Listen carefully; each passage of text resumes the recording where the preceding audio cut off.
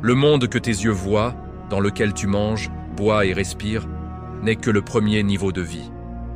Selon les plus grands savants de l'islam, il en existe 4 autres, invisibles mais bien réels. Certains êtres, que tu crois morts depuis des siècles, vivent en ce moment même. Ils mangent, marchent, voyagent, nous visitent. Parfois dans tes rêves, parfois juste à côté de toi, sans que tu le saches. Aujourd'hui, sur Récits Célestes, nous ouvrons les portes de ces mondes cachés à travers les histoires vraies de 4 prophètes encore vivants. Si tu veux plonger dans ces vérités qui font trembler l'âme et que tu n'as peut-être jamais entendues ainsi, abonne-toi maintenant, active la cloche, like cette vidéo et prends une grande inspiration. Le voyage commence maintenant. Chapitre 1, Idriss alayhi salam. Le prophète qui vainquit la mort et entra vivant au paradis, frères et sœurs. Fermez les yeux une seconde. Imaginez un homme qui marche parmi nous il y a plus de 5000 ans, un homme qui tient la toute première plume de l'histoire de l'humanité, qui écrit les premières lignes de mathématiques, qui coude le premier vêtement et qui un jour refuse de quitter le paradis après y avoir mis le pied. Cet homme existe encore. En ce moment même, il vit, mange, boit, rit, prie, quelque part entre le 4e et 7e ciel. Son nom, Idriss alayhi salam. Et voici son histoire complète, telle que les anciens l'ont gardée secrète pendant des siècles. Idriss naît à Babylone, dans une époque où l'humanité n'a presque plus mémoire d'Adam. Il est le 5e descendant direct du premier homme. Dès l'enfance, il est différent. Il parle peu, observe beaucoup, et ses yeux semblent voir au-delà du voile. Les savants disent qu'il a appris 72 langues, rien qu'en écoutant les anges chuchoter dans le vent. Il fut le premier à tracer les constellations, à calculer le mouvement des étoiles, à enseigner que les cieux obéissent à des lois parfaites, dictées par Allah. Un jour, alors qu'il est déjà prophète, il lève les yeux vers le soleil et dit à l'ange qui le dirige « J'aimerais rencontrer Azraël, l'ange de la mort, juste une fois. » L'ange du soleil, terrifié, transmet le message. Azraël demande la permission à Allah et descend sur terre sous forme humaine, vêtu d'un simple manteau de laine. Il trouve Idriss en pleine retraite spirituelle, dans une grotte perdue. Azraël salue. « Assalamu alayka, ô prophète d'Allah, puis-je t'accompagner » Idriss, sans lever les yeux de sa prosternation. « Ces jours sont réservés à mon Seigneur. Comment m'as-tu trouvé » Azraël. « Un serviteur connaît le chemin d'un autre serviteur. » Idriss, méfiant. « Tu ne tiendras pas mon rythme. Je mange peu, dors à peine, et mon cœur ne se repose jamais. » Azraël sourit. « Allah me donnera la force. » Et Nendek est ainsi que commence le voyage le plus étrange de Elf, histoire humaine. Un prophète et El, ange de la mort, marchant côte à côte, comme 2 amis, pendant des jours et des nuits. Premier soir. Ils croisent un berger. Azraël, pour tester la foi d'Idriss, propose « Achetons-lui du lait pour rompre le jeûne. On ne sait pas où on dormira. » Idriss se fâche. « Jamais. Allah envoie la subsistance là où il envoie ses serviteurs. Oses-tu douter ?» Azraël baisse la tête. « Astaghfirullah. » La nuit tombe. Il s'arrête dans le désert. Idriss prie. Et soudain, une table descend du ciel, chargée de fruits, de pain, viande rôtie. Idriss. « Viens manger, mon frère. » Azraël. « Je n'ai pas faim. » Idriss fronce les sourcils. Un homme qui a faim le jour et plus faim le soir. Deuxième nuit, même chose, table du ciel. Azraël ne touche à rien. Idriss commence à trembler. Il comprend qu'il marche avec un être qui ne m'aide des pas humains. Troisième nuit, après des heures de prière debout, Idriss, épuisé, regarde son compagnon. Aucune fatigue, aucun bâillement, aucune goutte de sueur. Il tombe à genoux. « Par celui qui tient mon âme, qui es-tu vraiment ?» Azraël retire son voile. Une lumière aveuglante emplit le désert. « Je suis Azraël, l'ange que tu voulais rencontrer. » Idriss pleure de joie et de peur. « Alors, es-tu venu prendre mon âme ?» « Non. Je suis venu parce que je t'aime en Allah et parce que tu as un vœu. » Idriss, sans hésiter, « Je veux goûter la mort, juste une fois, pour que, quand je reviendrai, plus jamais je ne dorme loin de mon Seigneur. » Azraël, « Tu ne sais pas ce que tu demandes. » Idriss, « Je le sais mieux que quiconque. Allah autorise. Azraël pose doucement sa main sur la poitrine d'Idriss. À l'instant même, le prophète sent son âme arrachée comme on écorche vivant un agneau. Il hurle un cri que même les anges des cieux entendent. Puis, tout s'arrête. Azraël le ramène à la vie. Idriss, haletant. C'était 1000 fois pire que tout ce que j'avais lu. Maintenant je comprends, je ne dormirai plus jamais. Mais il a une autre demande. Montre-moi l'enfer. Azraël l'emmène jusqu'à la porte. Les gardiens tremblent en voyant l'ange de la mort. Ils ouvrent une fente grande comme une aiguille. Un seul regard. Idriss s'évanouit sur place. Quand il se réveille, il sanglote. Si j'avais su, j'aurais pleuré toute ma vie. Dernière demande, la plus folle. Emmène-moi au paradis, juste regarder. Azraël. Tu es déjà du nombre de ses habitants. À quoi bon? Idriss. Pour que mon cœur explose de désir. Ils arrivent devant les 8 portes. Ridwan, le gardien, s'incline. Les portes s'ouvrent. Idriss sent la brise du paradis, inhale son parfum, voit les rivières de lait et de miel. Il fait un pas, puis un autre. Puis il court. Il mange un fruit, boit une gorgée d'eau de Kautar. Azraël. Il est temps de repartir. Idriss s'accroche à l'arbre le plus proche. Non, je ne ressortirai jamais. Azraël, désemparé, appelle Allah. Ô mon Seigneur, il refuse de sortir. Allah, gloire à lui, répond qu'il présente sa preuve. Idriss, les larmes aux yeux, récite 3 versets. Toute âme goûtera la mort. Je l'ai déjà goûté. Aucun de vous n'échappera à passer sur l'enfer. Je l'ai déjà vu. Ceux qui entrent au paradis n'en sortiront jamais. J'y suis entré. Donc, ô Azraël, trouve-moi un seul verset qui dise qu'Allah fait mourir son serviteur 2 fois. Silence dans les cieux. Puis la voix d'Allah résonne. Ô Azraël, mon serviteur Idriss t'a vaincu par ma propre parole. Je savais de toute éternité qu'il entrerait vivant au paradis et n'en ressortirait jamais. Laisse-le, il est chez lui. Et c'est ainsi qu'Idriss, alayhi salam, devint le premier être humain à entrer vivant, corps et âme, au paradis, et à y rester pour l'éternité. Il y vit encore aujourd'hui. Certains Aouliya l'ont rencontré lors de leur mirage spirituel. Le prophète l'a vu de ses propres yeux dans le 4e ciel lors de la nuit de l'Isra et l'a salué. Bienvenue aux frères pieux et aux prophètes pieux, frères et sœurs. Si cette histoire vous a fait frissonner, si votre cœur bat plus fort, rien qu'à imaginer que quelqu'un, là-haut, mange en ce moment même les fruits du paradis en pensant à nous, alors vous n'avez encore rien vu. Le prochain chapitre sera encore plus fort, encore plus bouleversant.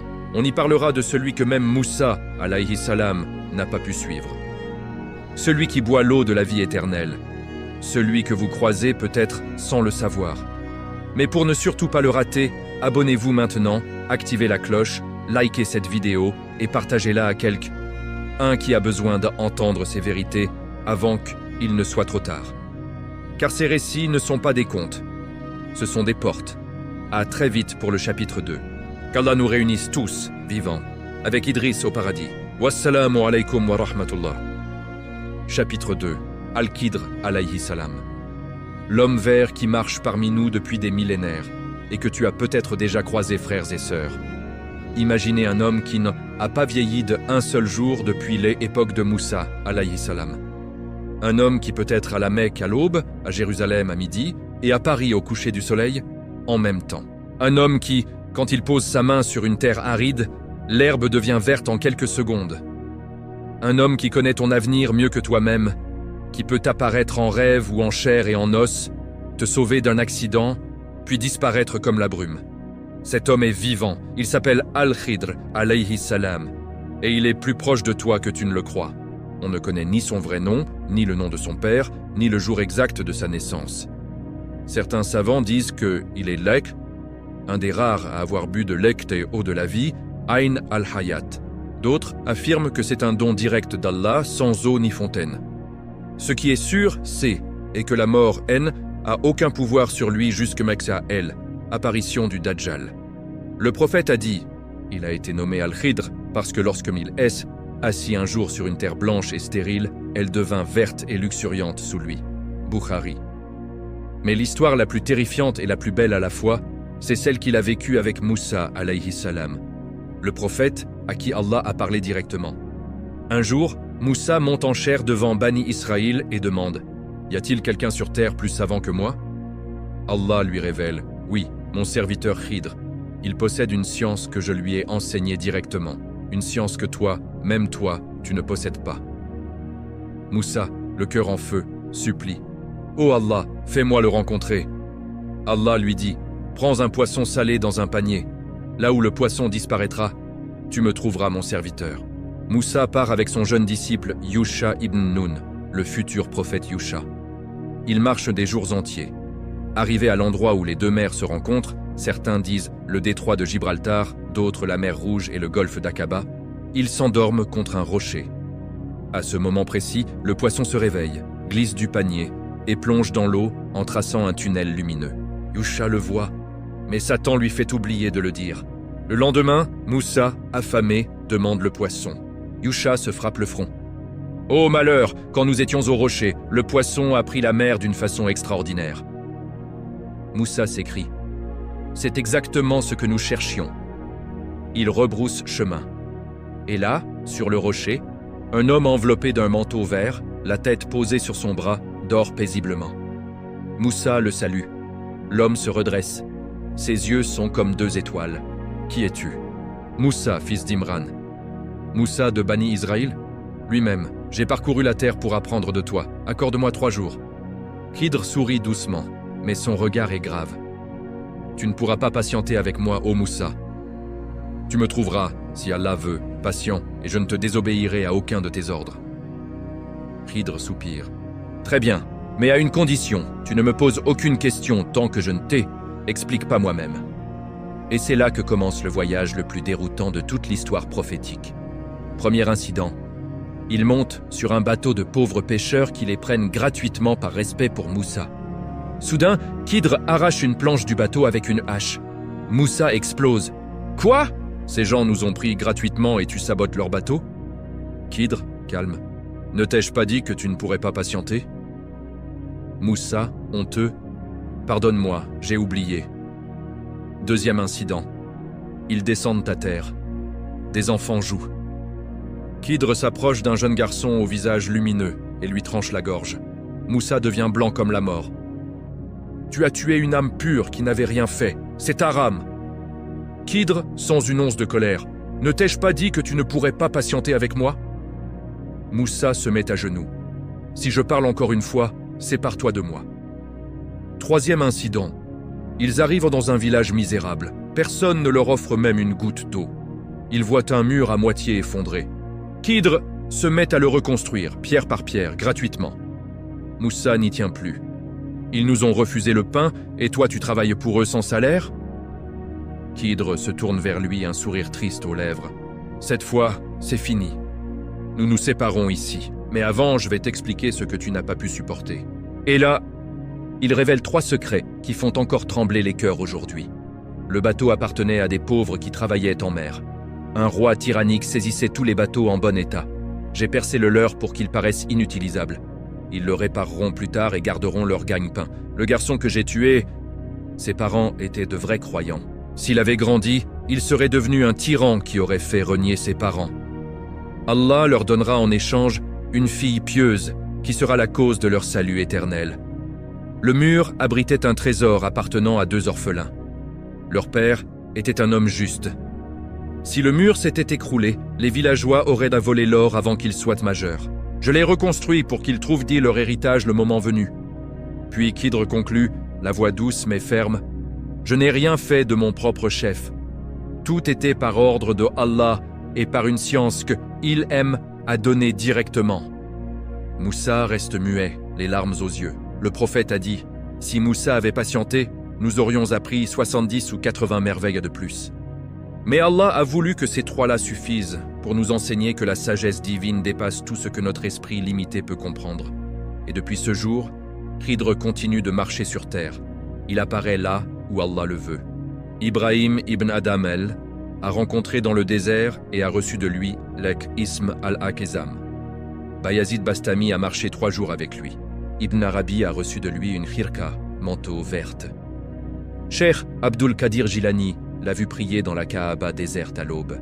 Et des milliers de pieux, jusqu'à nos jours, Jure l'avoir croisé, une seconde, une minute, un regard, une main posée sur l'épaule, au moment exact où ils allaient commettre l'irréparable. Il porte parfois un turban vert, parfois un simple vêtement blanc. Il parle ta langue, quelle qu'elle soit. Il connaît ton nom, et quand tu le croises, tu ressens une paix inexplicable. Puis il disparaît. On raconte aussi qu'au moment où le Dajjal apparaîtra, Khidr se dressera devant lui. Le Dajjal le coupera en deux devant des milliers de témoins. Puis il le ressuscitera et lui dira « Crois en moi maintenant ». Khidr, le sourire aux lèvres, répondra « Maintenant je suis encore plus certain que tu es le Dajjal ».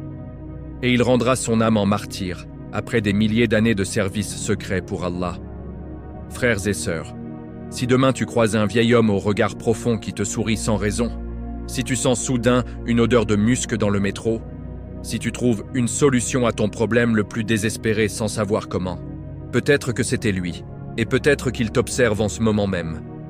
Si ton cœur bat la chamade, si tu sens les larmes monter rien qu'un alamna, idée qu'un être aussi extraordinaire marche encore parmi nous, alors tu comprendras pourquoi je te supplie, abonne-toi, active la cloche. Tout de suite, like cette vidéo, partage-la à toute ta liste, car le prochain chapitre va encore plus loin. On y parlera du prophète qui a été élevé vivant au ciel à 33 ans, qui reviendra tuer le Dajjal de ses propres mains, se marier, avoir des enfants, et être enterré à côté de notre prophète. Tu ne peux pas rater ça. Qu'Allah nous fasse rencontrer Khidr avant notre mort, ne serait-ce qu'une seconde. Wassalamu alaykum wa rahmatullah. Chapitre 3. Isa ibn Maryam, alayhi salam. Le prophète qui n'est jamais mort, qui vit encore au-dessus de nos têtes et qui descendra bientôt parmi nous, frères et sœurs. Préparez vos cœurs. Car aujourd'hui nous parlons de celui dont le nom fait trembler les cieux et la terre. Celui qui a parlé dans le berceau. Celui qui a fait voler un oiseau d'argile. Celui qui a ressuscité les morts par la permission d'Allah. Celui que les Juifs ont cru tuer et que les chrétiens ont cru diviniser. Mais qu'Allah a sauvé, élevé vivant, corps et âme, jusqu'à lui. Et qui, en ce moment même, là-haut, dans le 2e ou le 4e ciel selon les récits, attend l'ordre divin de redescendre sur terre pour achever ce qu'il a commencé. Son nom est Isa ibn Maryam, alayhi salam, et il est plus vivant que toi et moi. Maryam, la meilleure femme de tous les temps, se retire seule dans un lieu recoin du temple. Un jour, un homme d'une beauté indescriptible apparaît devant elle. Elle recule, terrifiée. « Je cherche refuge auprès du miséricordieux contre toi si tu le crains. » Elle laisse homme répond. « Je suis seulement Antlil, émissaire de ton Seigneur, pour te donner un garçon pur. » Maryam. « Comment aurais-je un garçon alors que d'aucun homme ne aime, à toucher et que je ne suis pas une prostituée ?» L'ange. « Ainsi sera-t-il. Ton Seigneur a dit, cela m'est facile. » Puis il souffle dans le pan de sa robe, et Maryam devient enceinte par le seul ordre, Kun fayakun. Elle s'éloigne dans un lieu reculé à l'est de Jérusalem. Les douleurs de l'accouchement la saisissent contre un tronc de palmier mort. Elle pleure. « Ah, que ne suis-je morte avant cet instant et totalement oubliée ?» Une voix monte du bas du palmier. « Ne t'afflige pas. Ton Seigneur a placé un ruisseau à tes pieds. Secoue vers toi le tronc du palmier. Il fera tomber sur toi des dattes fraîches et mûres. Mange, bois et rafraîchis ton œil. » Elle regarde en bas et voit un nouveau-né magnifique qui lui parle déjà. « Ô mère, je suis le serviteur d'Allah. Il m'a donné le livre et m'a fait prophète. » Quand elle revient parmi son peuple portant le bébé, les langues se déchaînent. « Ô mari, tu as commis une chose monstrueuse. » Maryam ne dit rien, elle pointe simplement le berceau. Et le bébé, Issa, parle, d'une voix claire et forte. « Je suis le serviteur d'Allah. Il m'a donné le livre et m'a fait prophète. Il m'a béni où que je sois et même a recommandé la prière et la zakat tant que je vivrai. Paix sur moi le jour où je suis né, le jour où je mourrai et le jour où je serai ressuscité vivant. » Le silence tombe, les accusations s'éteignent. Un miracle vient de naître. 33 années passent. Issa guérit les aveugles-nés, les lépreux, ressuscite les morts, dit aux gens ce qu'ils mangent et ce qu'ils cachent dans leur maison. Mais les chefs des Juifs complotent. Cet homme fait trop de miracles. Il soudoie les Romains. Un traître parmi les disciples accepte 30 pièces d'argent pour le livrer. La nuit fatidique arrive. Issa est dans une maison avec ses disciples. Il sait tout. Il dit, cette nuit, l'un de vous me trahira. Il pleure. Il fait ses adieux. Puis il se retire ses sandales, les pose et dit, je vais là où vous ne pouvez pas me suivre maintenant. L'ange Jibril descend. Il prend Issa par la main et l'emmène vers une petite lucarne au plafond. Au même moment, Allah jette la ressemblance de Issa sur le traître qui venait de sortir pour le livrer. Les soldats romains entrent, voient l'homme qui ressemble exactement à Issa et l'arrêtent. Ils le traînent, le flagellent, lui mettent une couronne d'épines et le crucifient. L'homme crie jusqu'au dernier souffle, « Pourquoi m'as-tu abandonné ?» Mais ce n'était pas Issa. Le Coran est catégorique, et à cause de leurs paroles, nous avons tué le Messie, Issa, fils de Mariam, le messager d'Allah. Or, ils ne l'ont ni tué ni crucifié, mais il leur a été donné une apparence. Non, Allah l'a élevé vers lui.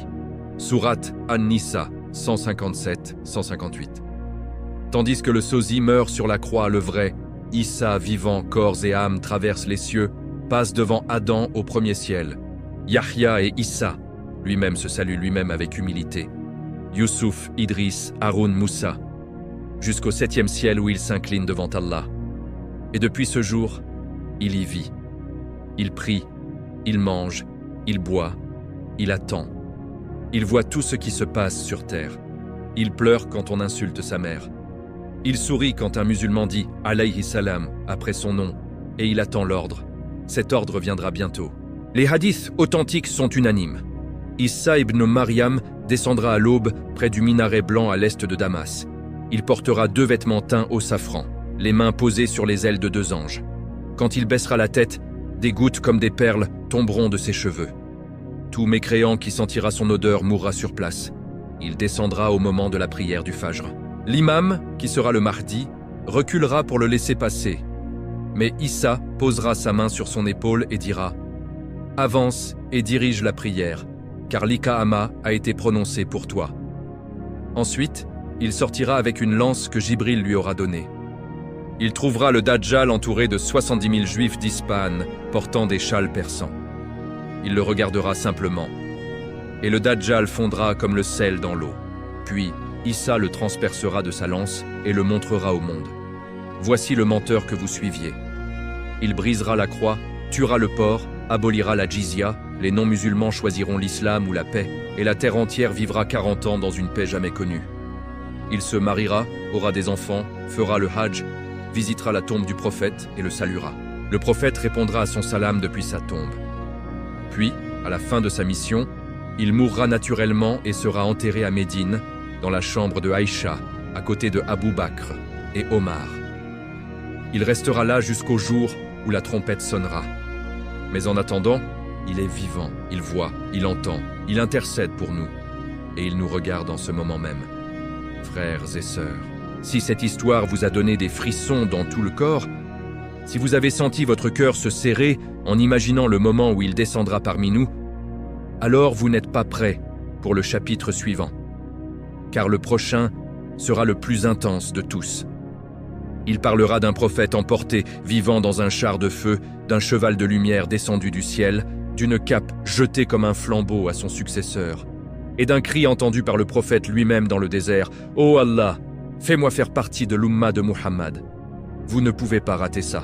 Abonne-toi, active la cloche, like, cette fois je le dis avec toute mon âme, like cette vidéo et partage-la partout.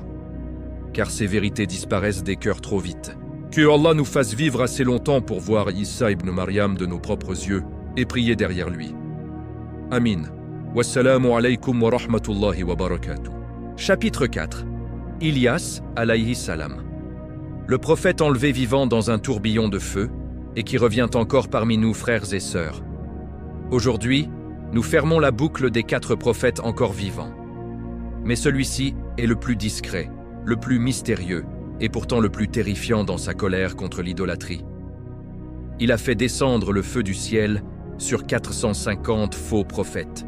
Il a fait pleuvoir après 3 ans et demi de sécheresse totale. Il a couru plus vite qu'un char royal. Et un jour, alors qu'il marchait encore sur terre, un chariot de feu tiré par des chevaux de feu est descendu du ciel, l'a enveloppé dans un tourbillon et l'a emporté vivant, corps et âme, sans qu'il goûte jamais à la mort. Son nom est Ilyas, alayhi salam. Et il est toujours là, quelque part entre notre monde et l'invisible. À son époque, Bani Israël avait touché le fond de la déchéance. Le roi Achab, Ahab, et surtout sa femme, la reine païenne Jézabel, avaient transformé tout le royaume en un immense temple de Baal. Des autels géants, des sacrifices humains, des prostitutions sacrées, des orgies au nom de la fertilité. Les vrais croyants étaient traqués, égorgés, leurs enfants offerts en holocauste. Allah envoya alors un homme seul, sans armée, sans richesse, vêtu d'une peau de chèvre et d'une ceinture de cuir, Ilyas. Il entra un jour dans le palais royal, sans garde, sans rendez-vous, et lança au roi Achab devant toute la cour. Par celui qui détient l'âme d'Ilyas, il n'y aura plus ni pluie ni rosée sur cette terre pendant des années, sauf par ma parole. Et il partit. Le lendemain, le ciel se ferma. Un soleil de plomb brûla le royaume 3 ans et demi. Les rivières devinrent poussière, les enfants et animaux mourèrent de soif. Jézabel mit la tête d'Ilyas à prix, mais personne ne le trouva. On raconte qu'il était nourri par des corbeaux qui lui apportaient nos viandes et pain chaque matin et soir, au bord du torrent de Kéris. Un jour, Allah lui dit « Va te montrer à Achab, je vais envoyer la pluie. » Mais avant la pluie, il y eut le défi du mont Carmel, l'un des moments les plus explosifs de toute l'histoire prophétique. Ilyas convoque tout le peuple et les 450 prophètes de Baal sur la montagne. Il se tient seul face à 450 sorciers et 400 prophètes de la déesse Ashéra. Il leur lance, avec un sourire de feu, « Jusqu'à quand boiterez-vous des deux côtés? Si Allah est Dieu, suivez-le. Si Baal est Dieu, suivez-le. » Puis il propose le duel. « Apportez 2 taureaux. Vous invoquez Baal. Moi j'invoquerai Allah. Le Dieu qui répondra par le feu, c'est lui, le vrai Dieu. » Les prêtres de Baal hurlent, dansent, se lacèrent avec des épées de l'aube jusqu'au soir. Rien, pas une étincelle. Ilyas se moque. Criez plus fort, peut-être qu'il dort ou qu'il est aux toilettes. Le soir venu, il fait construire un autel avec 12 pierres, creuser un fossé autour, pose le taureau et ordonne qu'on arrose tout d'eau 3 fois jusqu'à ce que le fossé déborde.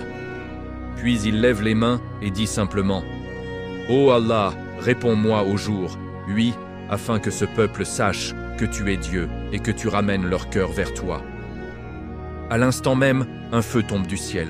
Pas une petite flamme, un pilier de feu qui consume le sacrifice, les pierres, l'eau du fossé, jusqu'à la poussière. Le peuple tombe le visage contre terre. Allah est le vrai Dieu, Allah est le vrai Dieu. Ilyas ordonne, saisissez les prophètes de Baal, et de sa propre main, il les égorge tous les 450 au torrent de Kishon. Puis il monte au sommet du Carmel, met sa tête entre ses genoux, et dit à son serviteur, « Va regarder vers la mer. » 7 fois, il envoie le serviteur. À la 7e, celui-ci revient. « J'ai vu un petit nuage, pas plus grand qu'une paume d'homme. » Ilyas, va dire à Achab, attelle ton char et descends, avant que la pluie ne t'arrête. En quelques minutes, le ciel devient noir, le vent hurle, et une pluie torrentielle inonde le pays. Mais Jézabel, folle de rage, jure de tuer Ilyas avant le lendemain. Ilyas fuit dans le désert, épuisé, désespéré, et s'écrie sous un genévrier « C'est assez, ô Allah, prends mon âme, je ne vaux pas mieux que mes pères. » Il s'endort. Un ange le touche, un pain cuit sur des pierres chaudes et une cruche d'eau sont là. L'ange dit « Lève-toi et mange, car le chemin est encore long. » Il mange, boit et marche 40 jours et 40 nuits jusqu'au mont Horeb, la même montagne où Moussa reçut la Torah. Là, dans une grotte, Allah lui parle dans le murmure d'un silence subtil et lui redonne mission, oindre Eliassa, Élisée, comme successeur. Le jour de la séparation arrive. Ilyas et Eliassa marchent ensemble. Ilyas sait que c'est l'heure. Il demande à Eliassa « Que veux-tu que je te laisse avant de partir ?» Eliassa répond « Que me soit donnée une double part de ton esprit. » Ilyas « Tu as demandé une chose difficile, mais si tu me vois au moment où je te serai enlevé, cela te sera accordé. » Soudain le ciel s'ouvre. Un char de feu, tiré par des chevaux de feu, descend en tourbillonnant. Il sépare les 2 prophètes. Ilyas monte dans le char, vivant, dans un tourbillon de vent et de flammes. Eliasa crie « Mon père, char d'Israël et sa cavalerie !» Et il ramasse le manteau tombé d'Ilyas. le frappe sur le Jourdain, les eaux s'écartent, et il reçoit la double part. Depuis ce jour, Ilyas n'a jamais goûté à la mort. Il vit au même niveau qu'Idriss, Issa et Khidr. Un niveau où corps et âme restent unis, sans contrainte d'espace ni de temps. Les savants disent qu'Ilyas et Khidr se rencontrent souvent. Ils prient ensemble dans la Kaaba déserte certaines nuits. Ils assistent aux funérailles des Aouliya. Ils apparaissent aux pieux en détresse. Un hadith, rapporté par Anas ibn Malik, rapporté par Ahmad et jugé sahih par certains, raconte même que le prophète, dans le désert, entendit une voix « Ô Allah, fais-moi faire partie de l'umma de Muhammad ». Il envoya Anas voir.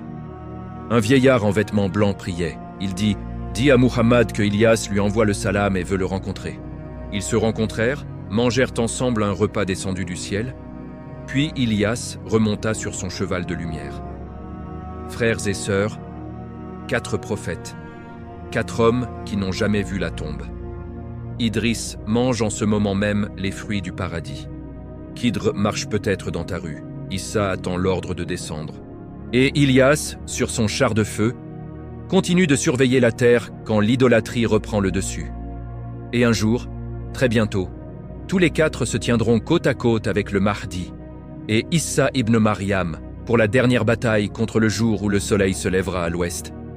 Si ton cœur est encore intact après ces 4 chapitres, si tu sens que quelque chose en toi a changé à jamais, alors je t'en supplie du plus profond de mon âme, abonne-toi, active la cloche, like, partage cette série partout, car le chapitre final arrive. Le chapitre final ne sera pas sur un prophète, il sera sur toi, sur ce que tu dois faire maintenant, pendant qu'il est encore temps, pour que, quand ces 4-là redescendront, tu sois du côté de ceux qui les accueillirent et non de ceux qui fuiront. Tu ne peux pas rater ça. Qu'Allah nous fasse mourir en disant « La ilaha illallah » et nous ressuscite aux côtés d'Idriss, Khidr, Issa et Ilyas. Amin, amin, amin. Wassalamu alaykum wa rahmatullahi wa barakatuh. Chapitre 5. Toi. Le 5e niveau de vie, celui que tu peux atteindre avant ta mort, frères et sœurs. Jusqu'à présent, nous avons voyagé avec 4 prophètes qui n'ont jamais vu la tombe. Ils vivent encore. Ils nous regardent. Ils nous attendent. Mais aujourd'hui, il n'y a plus de récit ancien. Aujourd'hui, c'est ton histoire qui commence. Parce que les savants, Ibn al-Qayyim, Saïd Nursi, Imam al-Ghazali, Cheikh Sha'rawi et tant d'autres, sont unanimes. Il existe un 5e niveau de vie. Un niveau que tu peux atteindre alors que ton cœur bat encore dans cette poitrine. Un niveau où tu n'as plus besoin d'attendre la mort pour vivre comme Idriss, Khidr, Issa et Ilyas. Ce niveau s'appelle la vie du cœur avec Allah, ou dans la langue des Awliya, Hayat al-Qalb ma'a Allah. Et parfois, Al-Hayat al-Barzakhiya fid dunya, la vie de l'entre-deux-mondes pendant qu'on est encore dans ce bas monde. C'est le niveau où l'on meurt avant de mourir, où l'on vit déjà dans l'invisible tout en marchant dans le visible, où l'on mange, boit, travaille, rit, pleure, mais le cœur n'est plus jamais ici. Il est déjà là-haut, avec les 4 prophètes dont nous venons de parler.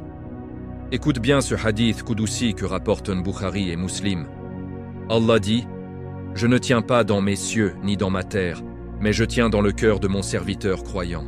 Quand mon serviteur se souvient de moi dans son âme, je me souviens de lui dans mon être. Quand il me rappelle dans une assemblée, je le rappelle dans une assemblée meilleure que la sienne.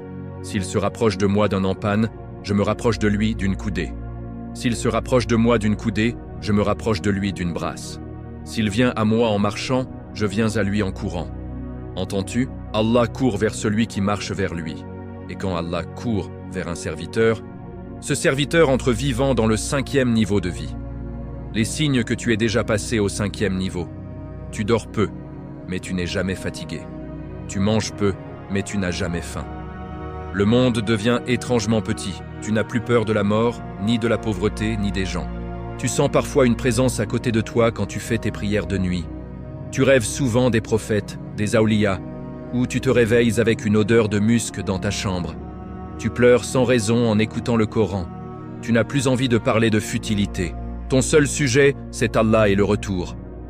Ceux qui ont atteint ce niveau ne sont plus jamais seuls. Khidr leur rend visite. Issa intercède pour eux. Ilyas prie derrière eux dans le silence de la nuit. Idriss leur sourit depuis le paradis et leur dit « Continuez, vous êtes presque arrivés. » Et surtout, Allah devient leur ami intime, Wali.